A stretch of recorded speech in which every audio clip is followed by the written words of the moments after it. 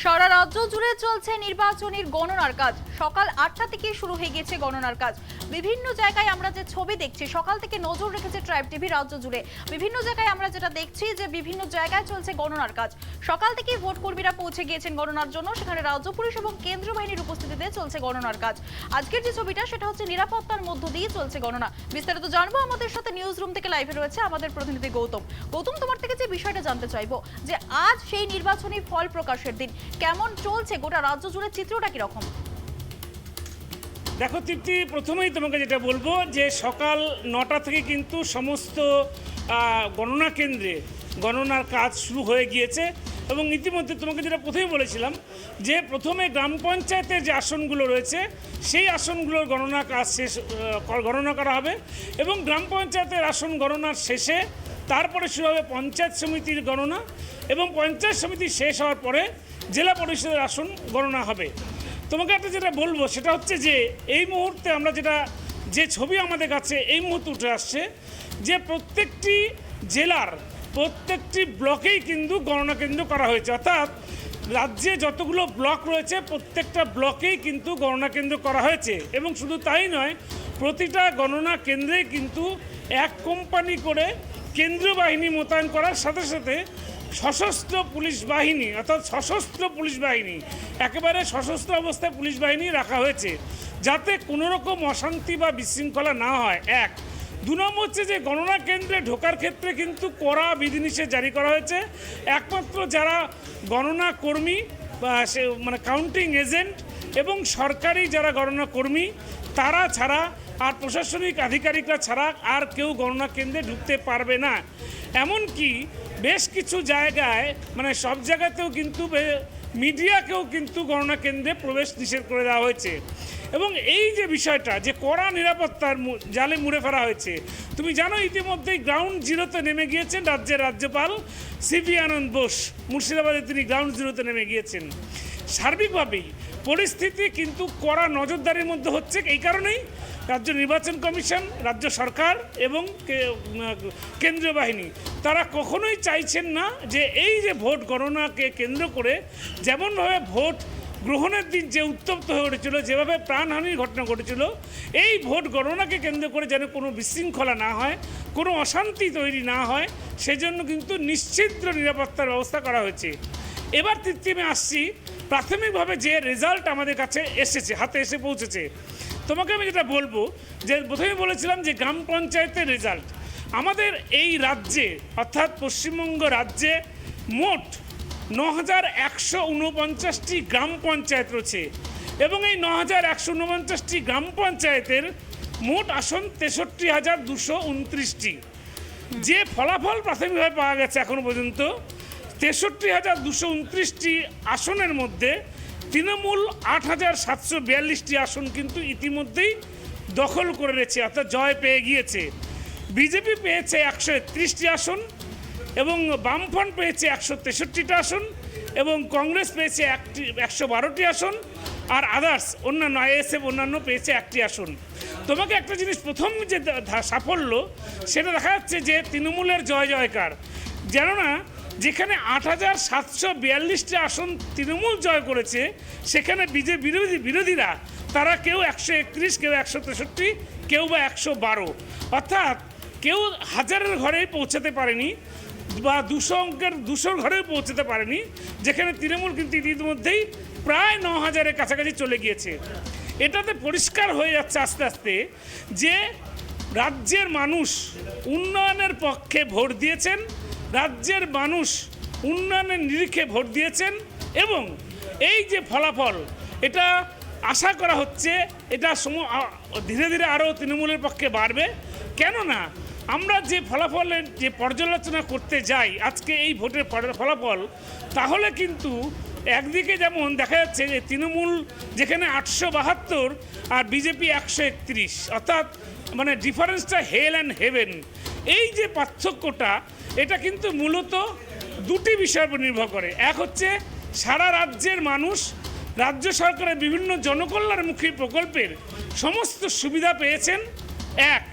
2, পঞ্চায়েত নির্বাচনের আগে তৃণমূলের সর্বভারতীয় সাধারণ সম্পাদক অভিষেক বন্দ্যোপাধ্যায় নবজোয়ার কর্মসূচি, যেটা কিন্তু পঞ্চায়েত নির্বাচনে ব্যাপক সাড়া পড়েছে, ব্যাপক প্রভাব পড়েছে। এবং গ্রাম বাংলার মানুষ যা আপাত দৃষ্টিতে মনে হচ্ছে, যা ফলাফল আমাদের কাছে এসছে, তাতে গ্রাম বাংলার মানুষ কিন্তু একেবারেই শাসক দল তৃণমূল কংগ্রেসকেই সমর্থন করছে, এটা বলা যায়। এবারে একটা বিষয়ে তোমার কাছে আসি। রাজ্যের বিজেপি হচ্ছে বিরোধী দল, অর্থাৎ বিধানসভা নির্বাচনে আমরা দেখেছি রাজ্যের বিরোধী দল বিজেপি, অর্থাৎ বিজেপি এখানে ৭৬টি আসন পেয়েছিল। সেই হিসাবে বিজেপির কিন্তু পঞ্চায়েত নির্বাচনের ভালো ফল হওয়া উচিত সিপিএম এবং কংগ্রেসের থেকে। কিন্তু আপাতত যে রেজাল্ট আমাদের কাছে এসছে, তাতে কিন্তু বিজেপি থেকে অনেকটাই এগিয়ে রয়েছে বামফ্রন্ট, অর্থাৎ সিপিএম। তারা কিন্তু এগিয়ে রয়েছে অনেকটাই। যেখানে বিজেপি পেয়েছে ১৩১টি আসন, অথচ বামফ্রন্ট পেয়ে গিয়েছে ১৬৩টা আসন। বোঝাই যাচ্ছে যে বামফ্রন্টের শক্তি উত্থান হয়েছে, বিজেপিকে ছাড়িয়ে গেছে তারা। পাশাপাশি বিজেপির সাথে সমানে টক্কর নিচ্ছে বলা যেতে পারে কংগ্রেস। ১১২টি আসনে তারা কিন্তু ইতিমধ্যে জয় পেয়েছে। তাহলে যেটা দেখা যাচ্ছে যে বাম কংগ্রেস যদি জোট যেটা হয়েছে আর কি, সেই জোট যদি ধরা যায়, তাহলে বিজেপির বামফ্রন্ট এবং কংগ্রেস মিলে যে ভোটটা হচ্ছে, সেটা দাঁড়িয়ে যাচ্ছে তোমার ২৭৫টি আসন, যেটা বিজেপির থেকে প্রায় দ্বিগুণ। এই ক্ষেত্রে বলা যাচ্ছে যে বিজেপির কিন্তু যা ভোটের ফলাফল আমরা পাচ্ছি, তাতে সিপিএম এবং কংগ্রেসের থেকেও অনেকটাই পিছিয়ে রয়েছে এই মুহূর্তে।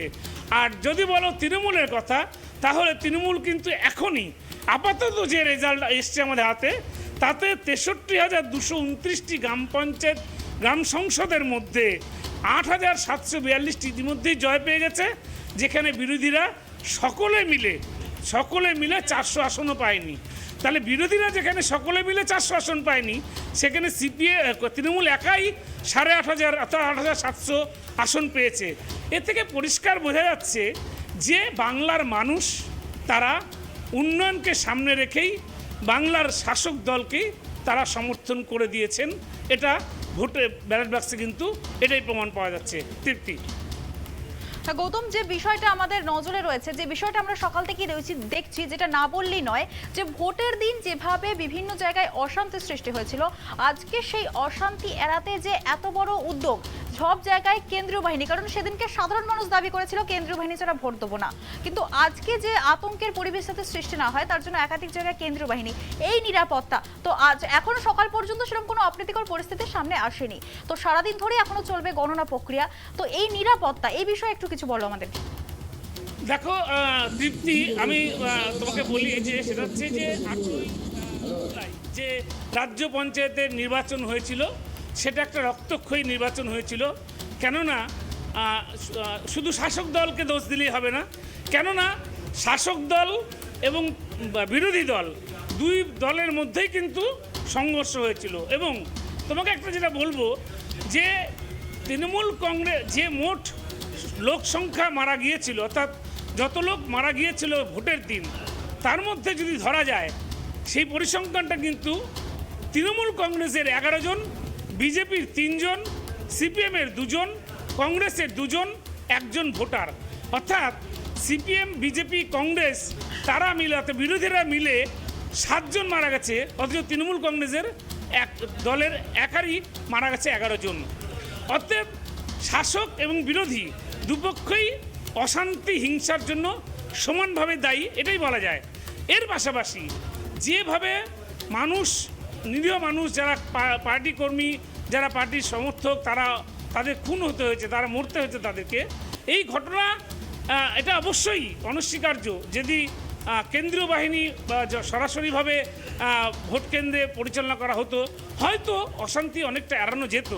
এবং সেই চিন্তাভাবনা, ভোটের দিনের সেই যে উত্তেজনা, ভোটের দিনের সেই যে মর্মান্তিক দৃশ্য যাতে আবার ফুটে না ওঠে, আবার উঠে না আসে অশান্তির চিত্র, সেজন্যই কিন্তু নির্বাচন কমিশন, রাজ্যের নির্বাচন কমিশন, তারা কিন্তু রাজ্যের প্রতিটি ব্লকে, অর্থাৎ প্রতিটি ব্লকেই গণনা হচ্ছে, সেই প্রতিটি ব্লকে কিন্তু গণনা কেন্দ্রে কিন্তু তারা এক কোম্পানি করে আধা সামরিক বাহিনী, অর্থাৎ কেন্দ্রীয় বাহিনী মোতায়েন করেছে। এবং সশস্ত্র পুলিশ বাহিনী মোতায়েন করেছে এবং সশস্ত্র অর্থাৎ রাইফেলধারী বন্দুকধারী সশস্ত্র পুলিশ, যাকে এসএপি বা ফোর্থ এসএপি বা কমব্যাট ফোর্স যারা থাকে অস্ত্রধারী, তাদেরকে পোস্ট করা হয়েছে গণনা কেন্দ্রে। গণনা কেন্দ্রের বাইরে বেশ কিছু কেন্দ্রীয় বাহিনীকে রাখা হয়েছে এবং সশস্ত্র পুলিশকে রাখা হয়েছে পরিস্থিতি নিয়ন্ত্রণের জন্য। যে জয়ের সংবাদ পাওয়ার পর উল্লাস হতে পারে, হতাশা হতে পারে, রাজনৈতিক দল বিভিন্ন রাজনৈতিক দলের মধ্যে সংঘর্ষ হতে পারে, সেটা নিয়েও কিন্তু সতর্ক রয়েছে প্রশাসন এবং সেখানেও কিন্তু কেন্দ্রীয় বাহিনী মোতায়েন করা হয়েছে। আজকে যেটা আমরা দেখেছিলাম সিভিক ভলেন্টিয়ার বিষয়টা, সেটা কিন্তু সিভিক ভলেন্টিয়ার আজকে গণনা কেন্দ্র কেন তার আশেপাশেও নেই, কারণ সিভিক ভলেন্টিয়ারকে রাখা হয়েছে গণনা কেন্দ্র থেকে প্রায় 300 মিটার দূরে শুধুমাত্র ট্রাফিক নিয়ন্ত্রণের জন্য। বলাই যেতে পারে স্বাভাবিকভাবে যে কঠোর নিরাপত্তা ব্যবস্থার মধ্য দিয়ে গণনার কাজ চলছে এবং এখনও পর্যন্ত সুষ্ঠুভাবে কিন্তু গণনার কাজ চলছে। কোথাও কোনো অপ্রীতিকর ঘটনা, অশান্তির ঘটনা আমাদের কাছে এসে পৌঁছয়নি। এটা বলাই বাহুল্য।